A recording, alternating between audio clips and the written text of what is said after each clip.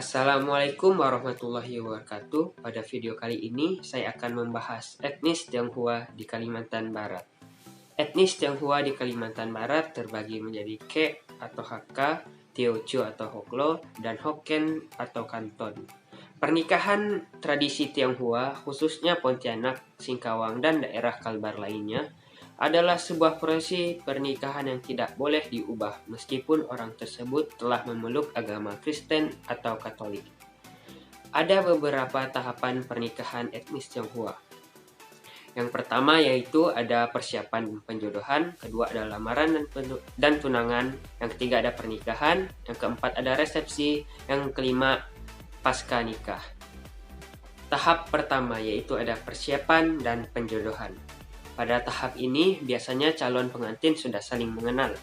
Setelah kedua calon mempelai sepakat untuk melanjutkan ke tahap selanjutnya, mereka wajib menginformasikan kepada keluarga masing-masing tentang niat mereka. Setelah itu, seorang bunang dipilih untuk menjembatani komunikasi antara kedua keluarga selama prosesi pernikahan. Buneng biasanya disewa dan dipilih oleh keluarga mempelai pria untuk menjadi juru bicara dan menyampaikan pesan, membawa keinginan dan kebutuhan keluarga mempelai wanita selama proses melamar. Secara bersamaan, bunang juga berperan sebagai presenter saat lamaran, pertunangan, dan pernikahan. Bunang biasanya dibayar dengan angpau atau amplop merah yang diisi dengan uang tunai dengan jumlah uang yang ditentukan oleh bunang di awal. Yang unik dari pembayaran bunang adalah jumlah biasanya dalam kelipatan angka keberuntungan, seperti angka 8 dan 9. Angka 8 berarti terus-menerus, artinya pernikahan itu abadi, sedangkan angka 9 adalah angka terbesar. Angka itu berarti besar, agung, dan makmur. Filosofi angka ini dalam pernikahan akan membawa kemakmuran, kekayaan, dan kemuliaan bagi pernikahan. Ketika bunang telah dipilih, pengantin pria biasanya akan bertemu dengan dukun bernama Loya atau Loya untuk memilih tanggal dan bulan yang baik untuk pertunangan dan pernikahan mereka, dan untuk memberikan bulan, hari, tanggal, dan waktu untuk Sangjit, Tenghun, dan Kangteh sesuai dengan Feng Shui. Dukun akan memberikan tanggal tunangan dan pernikahan dengan melihat kesepakatan tanggal lahir dan perbedaan usia antara kedua mempelai, dan apakah pada hari itu memenuhi rezeki zodiak pengantin atau tidak. Setelah menentukan tanggal, bulan, dan jam yang baik, pengantin pria akan melakukannya berbelanja dan mulai menyiapkan barang untuk pertunangan yang dikenal sebagai Sangjit, yang secara bersamaan dilakukan dengan lamaran yang dikenal sebagai Tenghun. Tradisi Tionghoa meyakini kehadiran Loya atau Loya saat persiapan pernikahan akan menghindari nasib buruk atau kejadian yang mungkin terjadi kapan saja. Peristiwa paling sial yang terjadi menurut budaya Tionghoa adalah kematian salah satu anggota keluarga terdekat, baik dari keluarga mempelai pria atau dari pengantin wanita, sebelum atau saat menikah. Saat kejadian itu terjadi, biasanya upacara pernikahan akan dipercepat atau bahkan ditunda bagi calon pengantin yang mengalami kesialan. Loya atau Loya akan memberikan 2 waktu pernikahan yang berbeda. Pilihan pertama sebelum peringatan hari kematian ke-100, di mana diyakini arwah almarhum masih ada di dunia. Atau pilihan kedua, setelah 3 tahun dikubur menyisakan hari Shiku, sebagai waktu untuk berduka cita atau berbelasungkawa bagi keluarga. Tahap kedua, tahap lamaran dan tunangan. Sangjit adalah perayaan yang menggabungkan ritual tunangan dan pertunangan.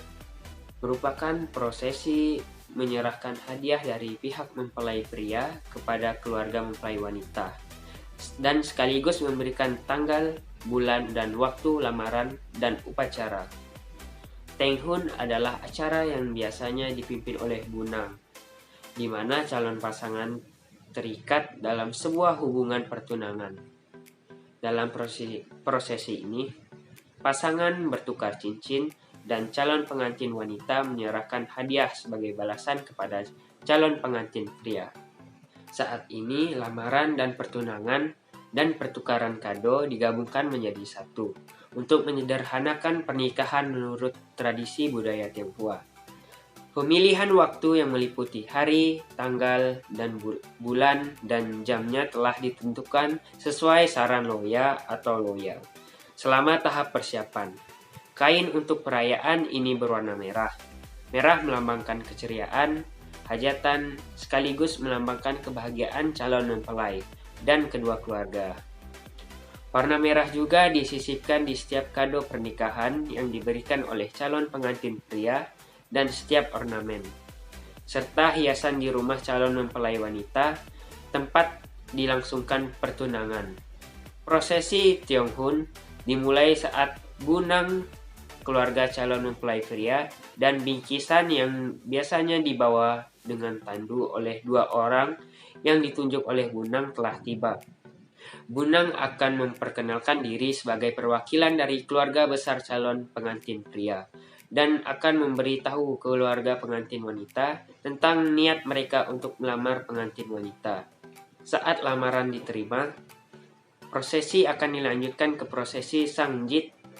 Hadiah yang dibawa oleh calon mempelai pria diberikan kepada mempelai wanita dan diletakkan di atas meja atau ruangan yang telah disediakan.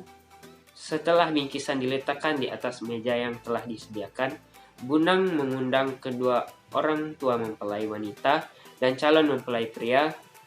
Bunang kemudian meminta untuk memberi penghormatan kepada orang tua pengantin wanita dan memberi mereka angpau berisi sejumlah uang.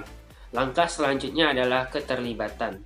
Bunang berpidato di depan calon pengantin dan meminta mereka untuk melakukan prosesi pertukaran cincin sebagai simbol ikatan antara kedua calon pengantin.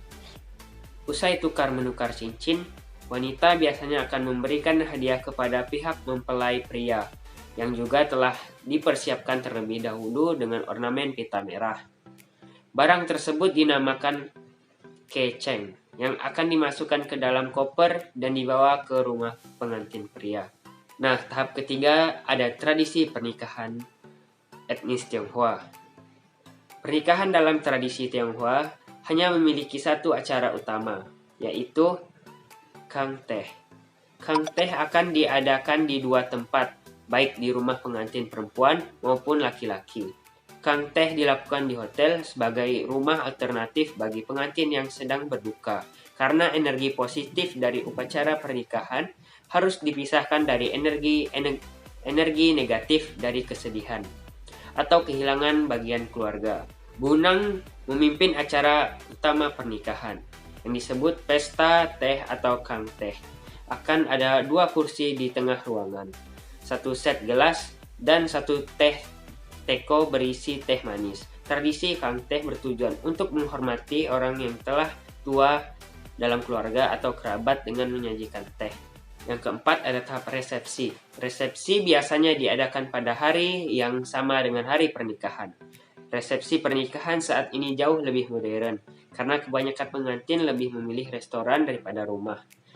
Selain lebih praktis, mengadakan resepsi di restoran terkesan lebih mewah dan menunjukkan status sosial yang tinggi. Semakin banyak makanan yang disajikan pada acara tersebut, semakin tinggi status sosial keluarga tersebut. Tamu undangan yang datang ke resepsi harus mengunjungi meja penyambutan untuk memberikan angpau sekaligus mengisi buku tamu.